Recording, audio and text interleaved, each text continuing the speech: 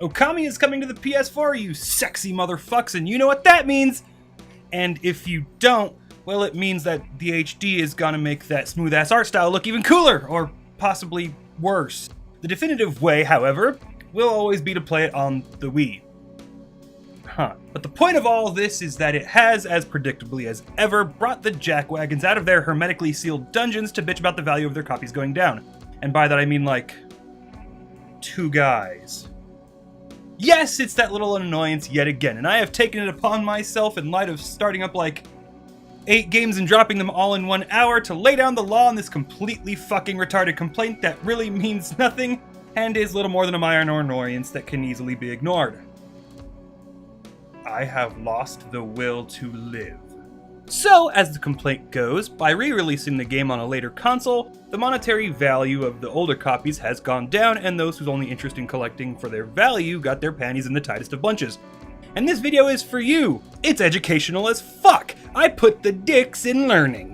Everybody else, you're free to stick around and watch the video, go play your Danganronpas, read your Berserks, smoke behind the school while convincing the girls with daddy issues to blow you, or whatever it is you do.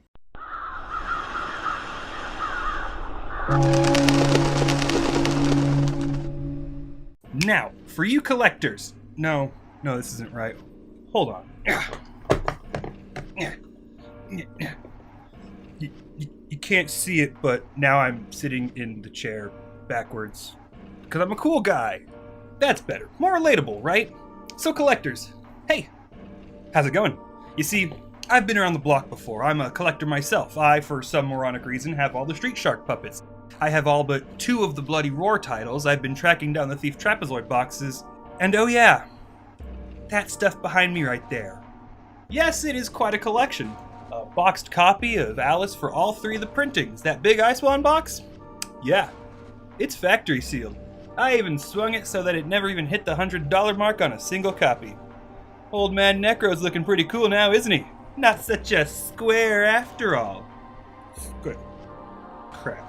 You see, kids, I'm a collector as well, but there is a key difference between you and me. I'm not a fucking retard. Yes, kids, that's right. I don't collect for monetary value.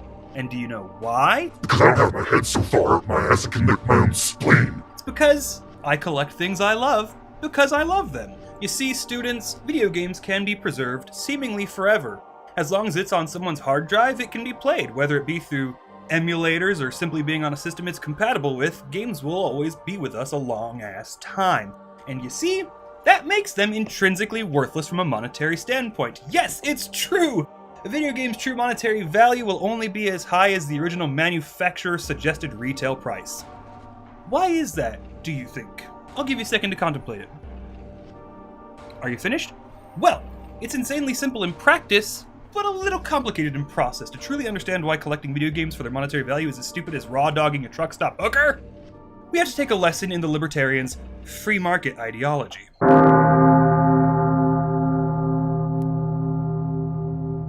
You see, libertarians have a tendency to believe that a market that is totally free of outside influences such as government regulation, will be more successful, create more jobs, create more wealth, and successfully regulate themselves. And as luck would have it, we have an existing market that acts as a microcosm of how stupidly fucking wrong they are.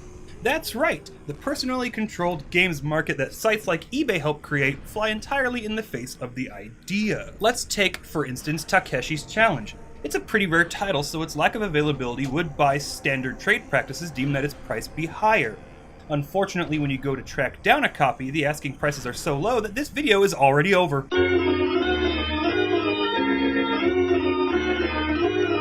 Incredibly rare game, low price. Let's contrast it with a game that is less rare, but is also pretty venerated. Let's say Earthbound. Well, holy shit, my children, even out of the box you're looking at close to $200. But wait an ass-blasting moment. The more rare title should command a higher price, shouldn't it? Well, not necessarily. You see, Takeshi's Challenge is a shitfest.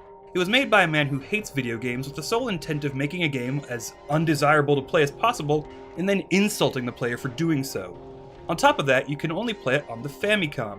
Sure, some emulators may introduce the microphone to make it fully playable, but unless I want to buy an old-ass console and import it from Japan, chances are I only have one way to play it, and that's even if an emulator has microphone integration. And what about Earthbound? It's a SNES title, so surely I can only play it on WRONG!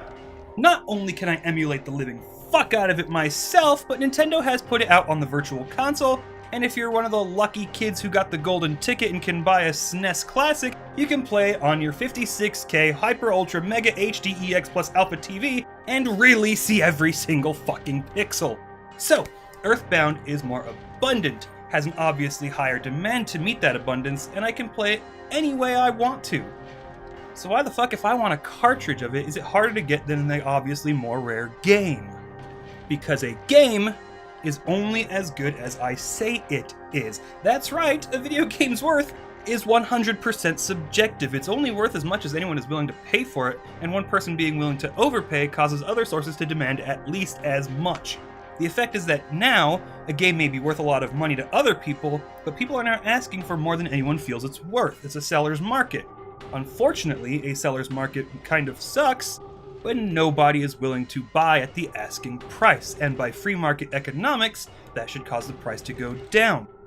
Well, it does. A lot of people are asking these insane amounts, and some may seem more reasonable by comparison, but in practice, it's still not reasonable enough. The market stagnates, it goes nowhere. I said I never dropped $100 on Alice, and I don't know whether I would have or not.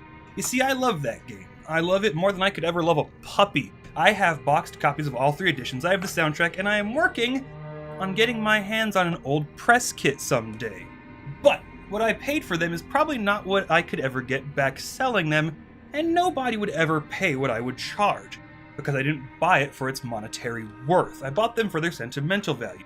It's very dear to me. My life would be completely different if I never played the game, but nobody is ever going to pay for that!